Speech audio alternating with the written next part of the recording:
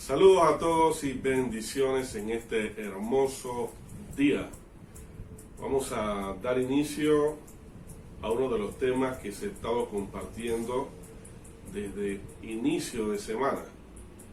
Es decir, cerramos la semana pasada, el día domingo, con una exposición de la pastora Norma sobre aspectos relevantes de la venida de Cristo. Y hoy seguimos esa serie acerca de señales del fin. Vamos a estar, primero que todo, haciendo una corta oración y luego vamos a entrar en este estudio sobre la nación de Israel. Señor, te damos gracias por esta palabra que va a ser predicada, enseñada, a ser compartida, Dios, para que aclare las dudas y sea de gran bendición a todo el pueblo que nos escucha. En el nombre de Jesús, amén. Estaremos compartiendo brevemente 5 enseñanzas bíblicas que hablan acerca de profecías que tuvieron su cumplimiento sobre la nación de Israel. Para ello, usted puede buscar como referencia en Mateo capítulo 24. Vamos a estar observando algunos versículos de la Biblia que son muy interesante, pero muy interesante. Para hablar respecto a este tema, yo le voy a invitar a que usted busque en su Biblia y vamos a estar observando en Mateo 24 de los versículos 15 en adelante.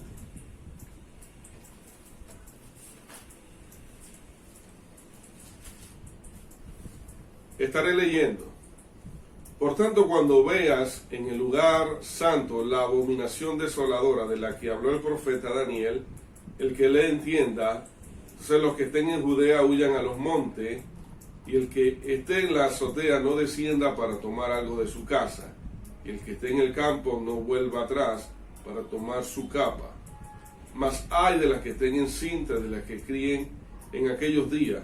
Orad porque vuestra huida no sea en invierno, ni en día de reposo, porque habrá entonces gran tribulación. Escucha eso, gran tribulación, cual no le había desde el principio del mundo hasta ahora, ni la habrá. Antes de exponer estos textos de la Biblia, necesito que usted recuerde con mucha atención que las profecías bíblicas tienen exactamente cumplimientos históricos como también cumplimientos proféticos, porque al examinar estos textos de la Biblia nos está hablando de una situación que el profeta Daniel está visualizando sobre Israel y precisamente sobre el lugar donde se mantenía el templo, donde se hacían servicios, donde se buscaba a Dios. Pero también está hablando no solamente de lo que va a acontecer en ese lugar, sino sobre el destino de las personas si no prestan atención a este anuncio. Hay un tiempo que nosotros conocemos como periodo de silencio de Dios, esos 400 años donde Dios no habló. Y está la historia de los macabeos y está la historia de aquellas personas que en aquel entonces buscaban de manera, por decirlo de esta forma, de avaricia, buscaban tomar el control del oficio sacerdotal. Y buscaban el mínimo pretexto para desechar a las personas. Sabemos que había cierto grado de lo que es la parte litúrgica que sabía que cumplir. No podía existir ningún defecto físico. Pero aparte de eso, a propósito, si una persona estaba sana o estaba bien, alguien se acercaba con una daga o un cuchillo y le cortaba el óvulo, le cortaba un dedo del pie, para que esta persona no pudiera participar. Y entre aquellas cosas que se narran en las historias donde Flavio Josefo habla, ocurre un hecho interesante que ocurrió en el templo cuando se dio ese sacrificio de un cerdo en el altar, en el lugar del templo. Ahora usted póngase a pensar que esto que estaba anunciando Daniel tuvo un cumplimiento. Ahora Jesús está exponiendo acerca de algo que va a acontecer.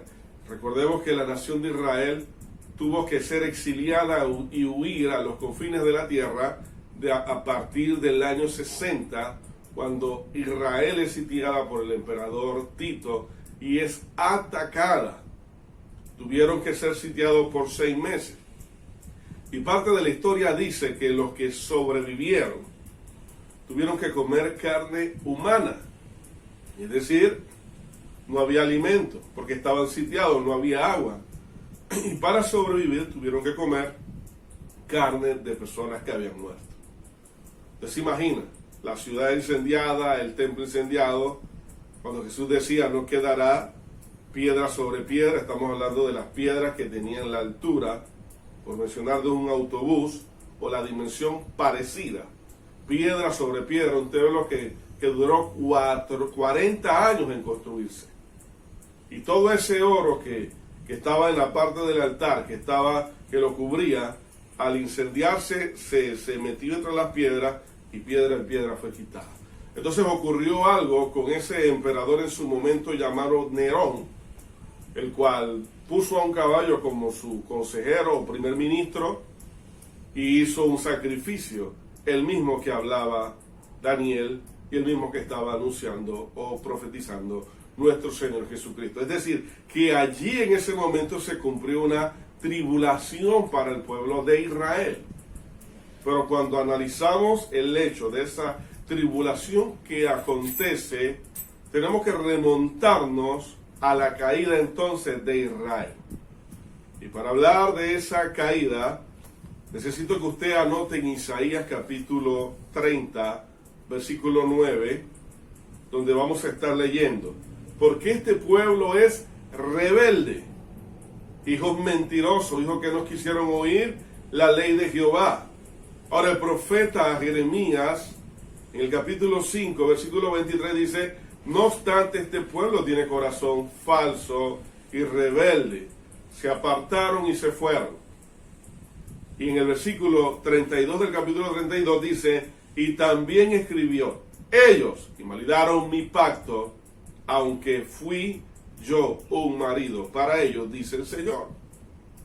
¿Qué quiero decirle con esto? Ya había anuncios que estaban hablando de la caída, no solamente de la condición a través que vivieron en los diferentes cautiverios, sino que estaba anunciando algo más allá, no solamente Babilonia, no solo los medos persas, no solo ahora los griegos o los romanos, sino que se está anunciando aquí que la nación de Israel iba a caer.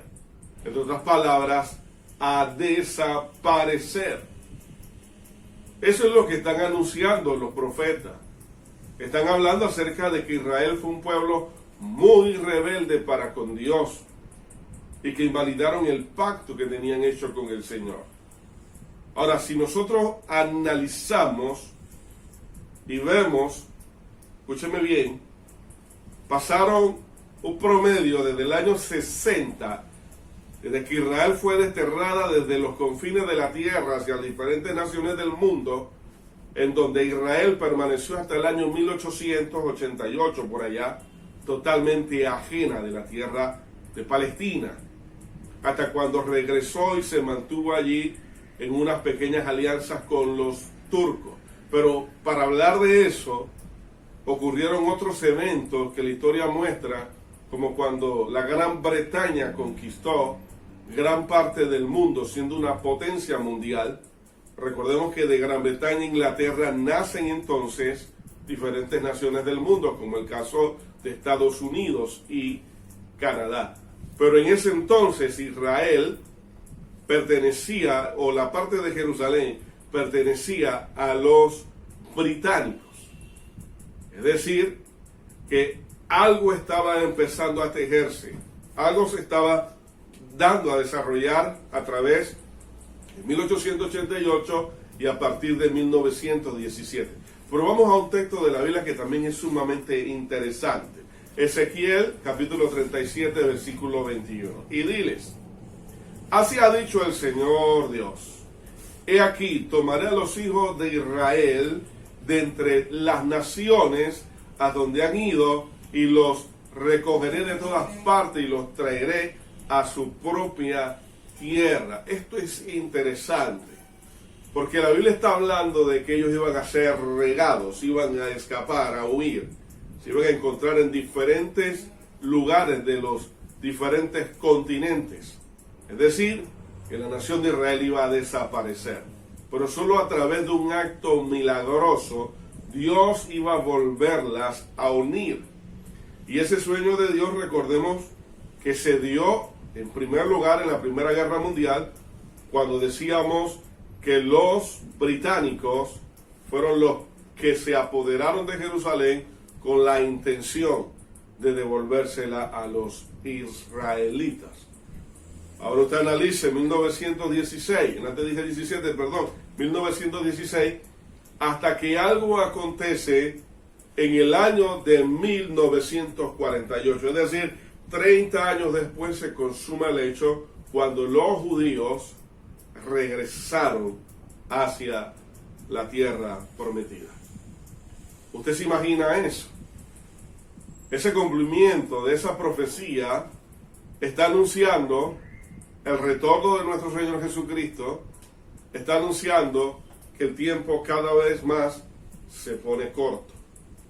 Yo compartí acerca de lo que eran las fiestas de la trompeta y hacía mención que cuando terminaba en el sexto mes, lo que era la fiesta de las cosechas, es decir, donde se recolectaban todos los alimentos, automáticamente sonaban las trompetas, dando lugar a la fiesta de los tabernáculos.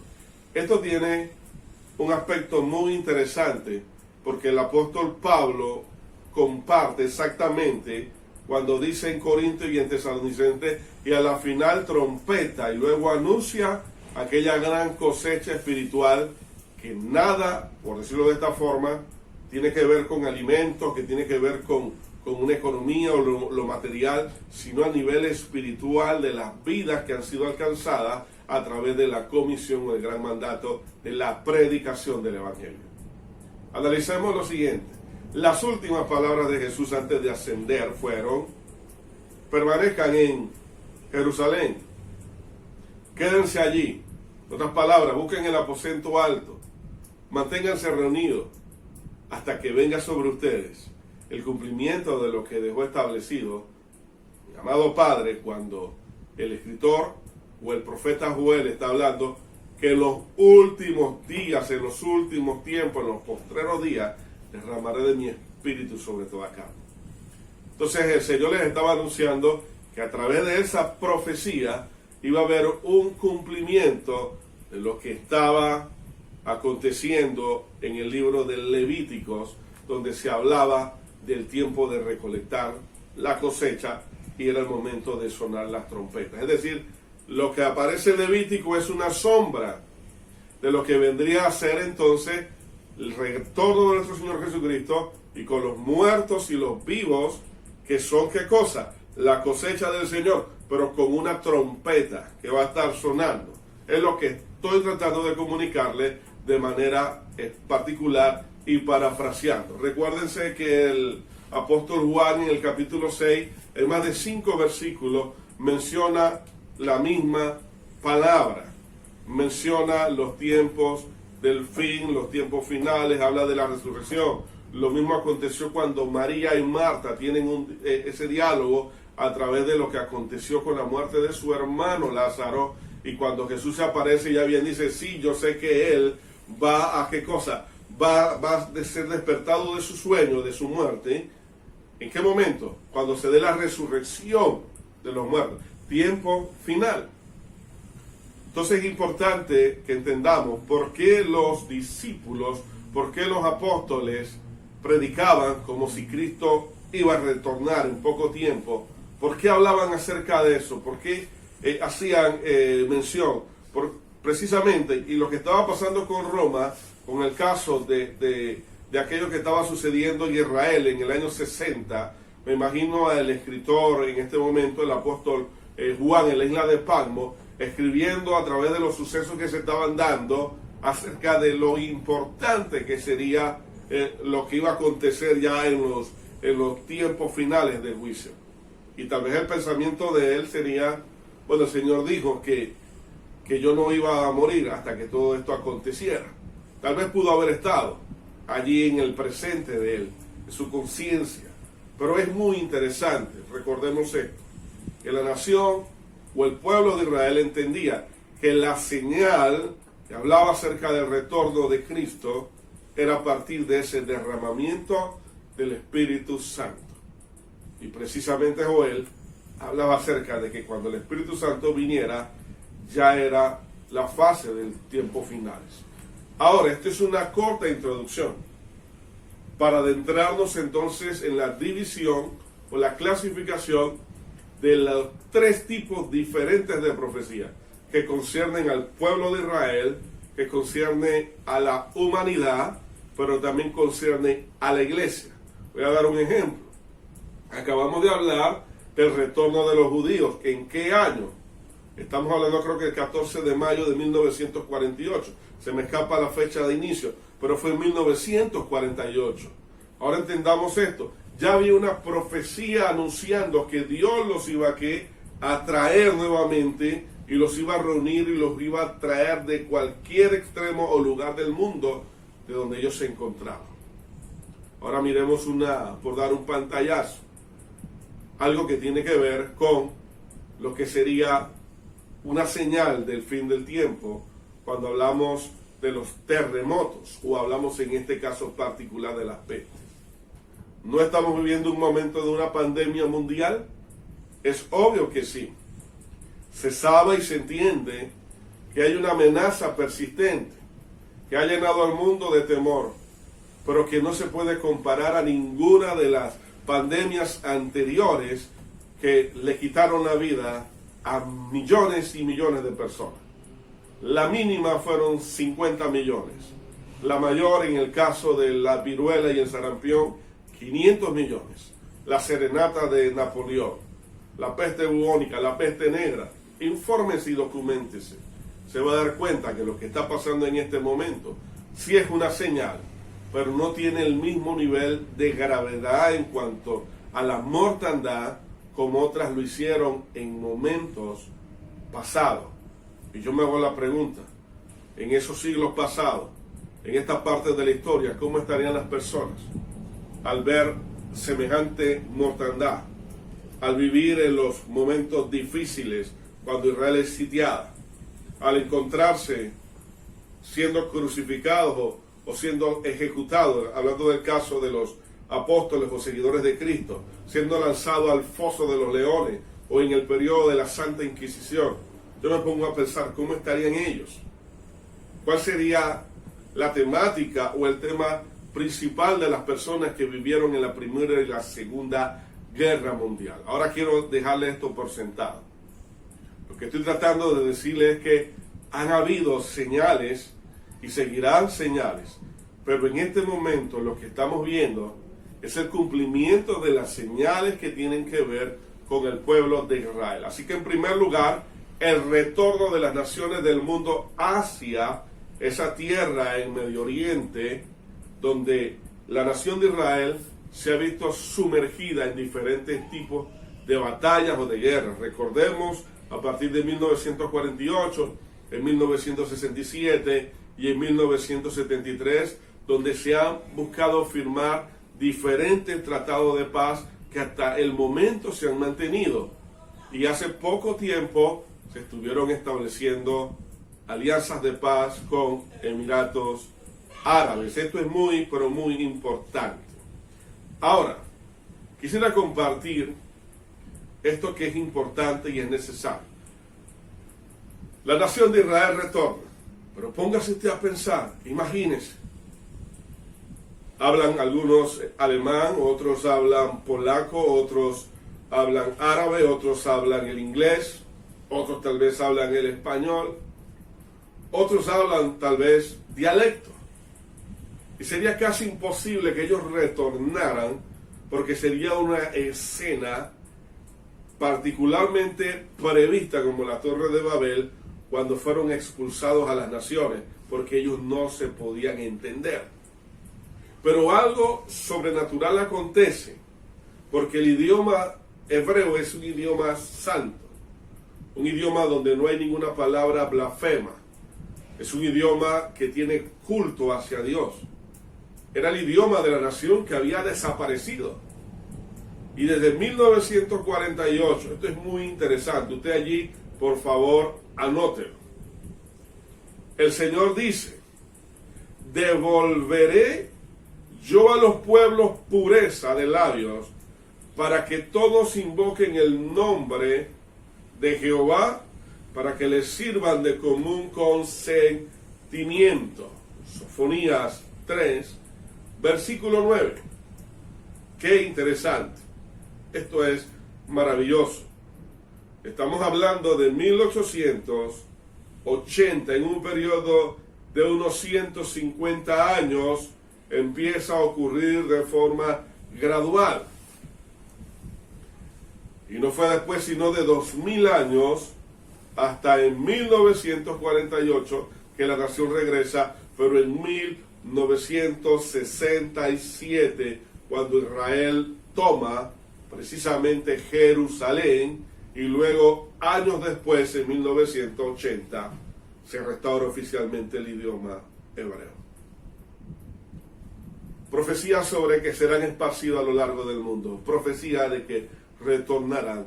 Profecía donde se habla de que el idioma no profano, santo, va a ser restaurado.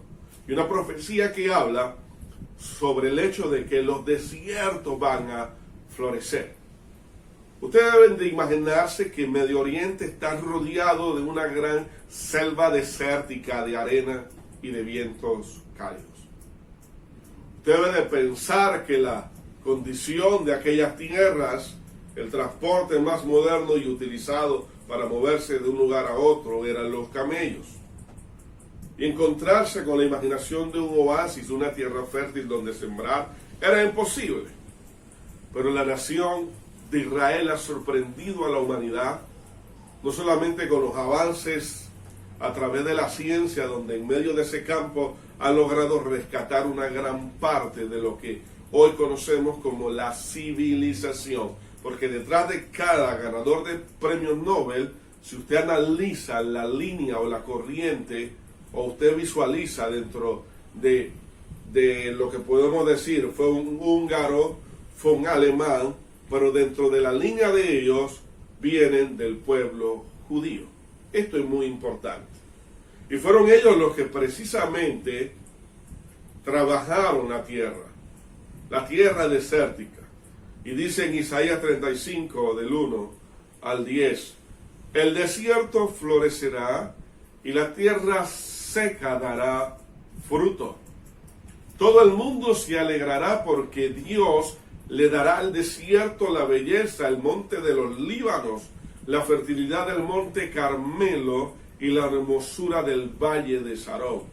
Fortalezcan a los débiles, den fuerza a los cansados y digan a los tímidos, anímense, no tengan miedo, Dios vendrá a salvarlos y a castigar a sus enemigos.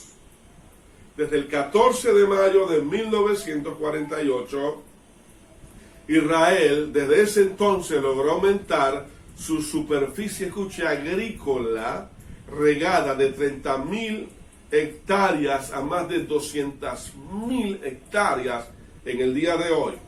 Y se cumple esa misma profecía de Isaías, también profetizada en labios del profeta Ezequiel, donde dice en el capítulo 36, versículos 34 y 35, y la tierra asolada será labrada, en lugar de haber permanecido asolada a ojos de todos los que pasaron, y dirán, esta tierra que era asolada ha venido a ser como el como el huerto del Edén. Y esta, iglesia del Señor, es una profecía que anuncia el fin de los tiempos. Y anuncia sobre todo el retorno o el regreso de nuestro Señor Jesucristo. Y quiero terminar con la quinta, porque son muchas más, donde tendríamos que hablar de la vaca bermeja o la vaca roja, que había desaparecido hace más de 2000 años. Esta vaca era muy importante porque al ser sacrificada, su sangre era rociada sobre todo el templo y a través de toda la grosura de la carne y de este animal que ha sido expuesto al fuego, las cenizas eran utilizadas para ungir a los sacerdotes. Es decir, que Dios había establecido que para que todos los levitas participaran de su acto ceremonial, para que fueran incluidos, para que estuvieran presentes delante del Señor, necesitaban poder traer para la expiación una vaca bermeja, que es una vaca rojiza.